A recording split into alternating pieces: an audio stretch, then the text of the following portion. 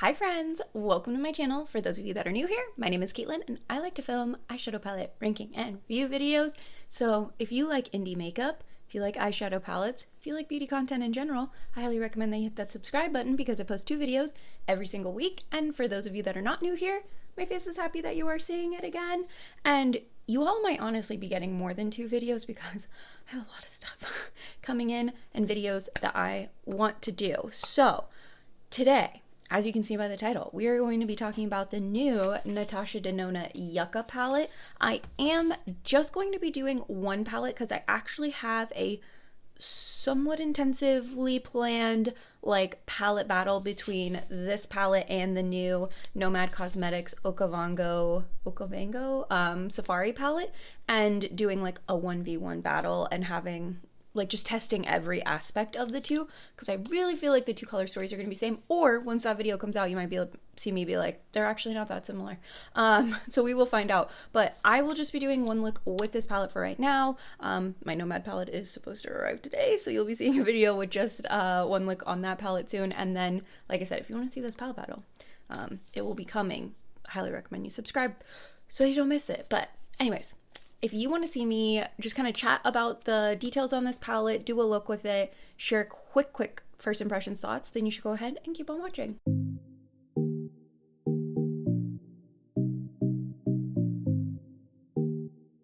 Should also give this video a thumbs up, please. Thank you. Okay. So first things first, this is the carton that it comes in. We have a 24-month open container. This palette was not tested on animals and is paraben-free, alcohol-free, preservative-free, and mineral oil-free. What else? It was made in Italy. And there is mica in at least some of the shades and talc in some of the shades as well. Just what I can see at a quick glance. And I think that's the gist. I did want to talk about, so some of you that are familiar with Natasha Denona may know that she has different formulas, and on the backs of her palettes she has the number, so there's like a number for the shade, and then it has like initials at the end that describe the formula. So we have 4 SF shades, which when I saw this yesterday I went, I don't know what SF means, but it is either special, I looked it up and I can't remember. Hold on. Sparkling foiled. I couldn't remember what the S stand for. I knew the F was foiled. And then we have 2 CPs, which is cream to powder. So that's the formula that myself and I'm sure many other creators that you've probably heard talk about, her cream to powder or cream to matte formula. It's her cream to powder is what it means. So it goes on as a cream, dries as a powder. And then there are CM shades, which is her creamy matte. That's just the normal matte formula. They call it the creamy matte. And then you have 1 regular metallic. So that's what we're working with. Here's the actual palette. I love that you still have this like ombre kind of effect, or tie-dye. I don't know if that's like, it's kind of, it looks sort of tie-dye, like a cut off piece of tie-dye. Anyways, Natasha Denona palettes have these pinholes in the back so that you can pop the shades out if you would like and move them around. And then finally, let's show what the inside of the palette looks like. It's a gorgeous grungy green neutral color story. Perfect for summer. I think that's why we're seeing so many of these palettes with a similar color story right now. But anyways, this is going to be your metallic, and these are the 4 sparkling foiled. I think you can kind of see in pan that they are more sparkly, more shimmery, more glitzy. So I'm excited. I'm really excited. Let's just do a look with this right now. I don't know that I'm going to use any of the cream to powder or creamy matte. What is it? Cream to powders. I was correct. Cream to powder shades today, mainly because I want to do something else. I want to focus on like the greens, and I don't think I need to use this shade and this shade at the same time. You know what I mean? One thing to note about her creamy powders, just while I have you. So these are the 2 cream to powder shades. These 2 here, the green, and then this one up at the bottom.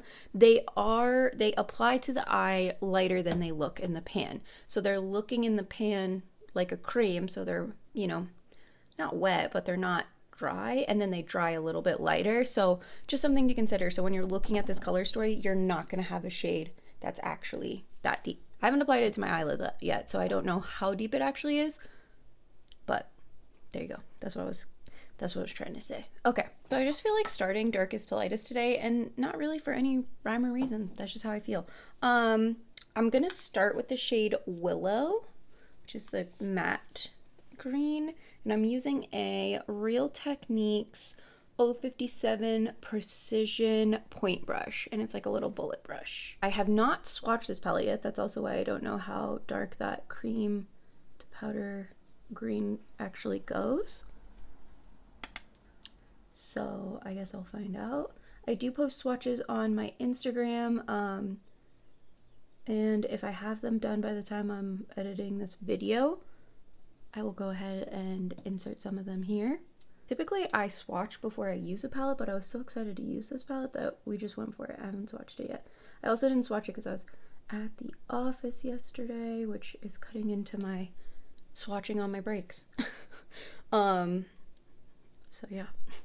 I am breaking out so bad, and I wonder if it's because I've been using this Kapari Sunshield Soft Glow Daily SPF, and I don't know if that's, I'm not sure if that's what's happening here.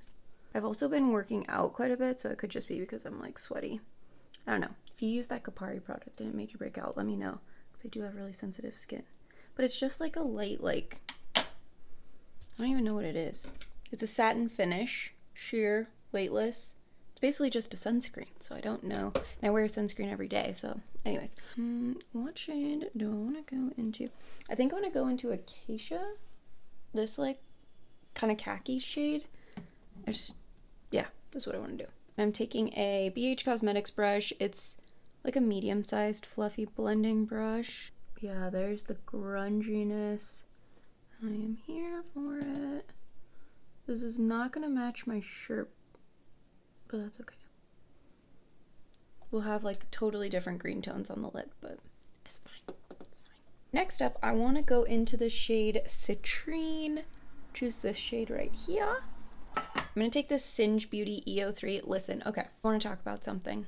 So I already have purchased 2 of these Singe Beauty sets, and I love these brushes. Seriously, this big fluffy brush. Now listen, I've recently discovered, per my sisters, that I have very large eyes. And I have like a lot of space, I guess, between my eyebrow and my eyes that a lot of people don't. And by a lot of people, I mean my sisters and everybody else that I interact with. So I didn't realize this about myself. But anyways, so this brush might be too big for some people, but this is the perfect sized blending brush for me. I love it. So if she ever sells these brushes individually, I'll buy like 6 of these. Like, I don't like using other blending brushes. I just keep using this one and I keep cleaning it. Anyways, shade Citrine. That shade Acacia is actually more of like a grungy green than I thought in pan. It kind of looks more brown, but we're really getting the green vibes going. This sort of reminds me of that Ace Beauté Tropical Vibes palette. The Tropical Vibes palette I think had less neutrals, or maybe it has some. Ooh, I don't know. I can't really remember off the top of my head. I lusted after that palette for so long and then finally bought it, I think like late last year. I've only used it like twice. So, not that there's anything wrong with it. It's just, I don't know what business I have buying older makeup. Okay, I'm gonna grab the Tropical Vibes palette right now before I forget. Here's the Ace Beauté Tropical Vibes. Here's what you're working with. I do feel like this one has more greens, less neutrals, but because they're both 15 shades. You have more of like a minty green here, or like just a lighter colored green. You go more neon in this one. You've got the teal. You also have that more neon shade. I guess it's, hers pulls, I think, more neutral because of the like how many like khaki, like half neutral, half like brown, like all of these. So I do feel like there's a difference here, but like green and like some grungy greens and some, or greens and some grungy browns, I feel like it's a similar-ish color story, but I don't think anybody's claiming to be like an innovator here. It's just like a new color story. I think that's really, it's a fun color story. I mean, obviously the other one came out in the summer as well with the tropical vibes. So I think it's just like a really popular color story for the summertime. All right, I think that's kind of the gist of the crease. Now let's do some shimmers. Okay, I obviously want to try these sparkling foiled shades, so I think we're going to do Como Rebi and Makia. Oh gosh, I'm so sorry. Okay, so I'm going to take my Singe Beauty EO1. This is another one that I would be buying multiples of, but let's do the first shade, Como Rebi. Ew, it's real chunky and flaky. I like it. It's going to have a lot of sparkle to it, I can tell. I did spray this brush with Fix Plus, because that's what I do with all my shimmers. Oh my gosh, that is metallic. Oh, that's pretty. That is definitely very foiled. So the sparkling foiled name for the formula feels accurate. Feel bad for the shade Ray, which is the only like regular metallic. It's gonna feel like such a dud compared to these. Not because it is a dud, but just because this is a very foiled formula. So next up, we're going into the shade Makia, which is a little bit of a darker green. I'm taking that same brush but flipping it to the other side, spraying with Fix Plus again. I am feeling a little bit of like sparkle fallout, so just know that. These are really sparkly shades. I am using the Fix Plus, which is helping with the sparkle fallout, but I also feel like this might be one you want to do your base first. And I think I might have dug into these shades a little too hard. I don't think you have to go that hard on them, but I already did it, so. Because they're like very soft, very flaky. Oh my gosh, that is so pretty. I really like that. I mean, I think that's gonna basically be the look. I am so happy with this as of right now. I will do the rest of my makeup and then come back to show you the finished look, but I mean, like I told you, it was gonna be a quick look, but this is really pretty. Here is the finished look. Here, let me get close so you can see the sparkle.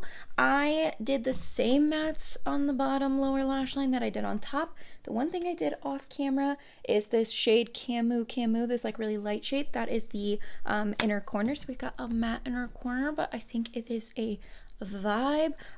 Quick first impressions, thoughts on this palette. I love it. It's gorgeous. The sparkly foiled shades, that is the Natasha Denona I know and love. Like the special shimmers, that is what I'm here for. The mattes blended beautifully. I like the undertones in the palette. I think this is gorgeous. I did not try the creamed powders, but that is my favorite formula from her. So I feel confident that I'll probably like it, but I don't know. Here, you know what, for the sake of this video, the Calathea, this is the green. This is what that green cream to powder actually looks like. So here it is in pan, here it is swatched out on my skin. That's just what I wanted to clarify. Like they always are lighter. It's not going to look like it does in pan, but I still think it's a really pretty shade and it matches with the rest of the palette. So I think that's appropriate, but I am really, really happy with this. I'm trying to think of the last time I was this excited about a Natasha Denona palette. I feel like, what were her recent-ish? What's her most recent? Has she done a midi in a minute? What was the last midi? Oh, the Retro Love. I liked that one, but here, let's just grab. Did I say Retro Love? I meant Retro Glam, but it was this one, I think, right? Last year. This one is pretty, but I don't think, like, there were a couple of the really, like, sparkly shades, but not as many as there are in this palette. So while I liked this palette, I think this one is better. And I saw a post from somebody one time that was like, you should like only buy a new palette from a brand if you like it more than the last palette you got from them. And I feel like that's a good rule of thumb. And personally for me, I feel like I like this one better than that last one I got. So there we go. But anyways, here are my thoughts. Let me know what you think of this look in the comments. Like I said, I will be doing more looks with this palette, swatch comparisons, the whole nine, comparing this palette to the new Nomad. So keep an eye out for that video. And with that, I will see you all next time. Bye.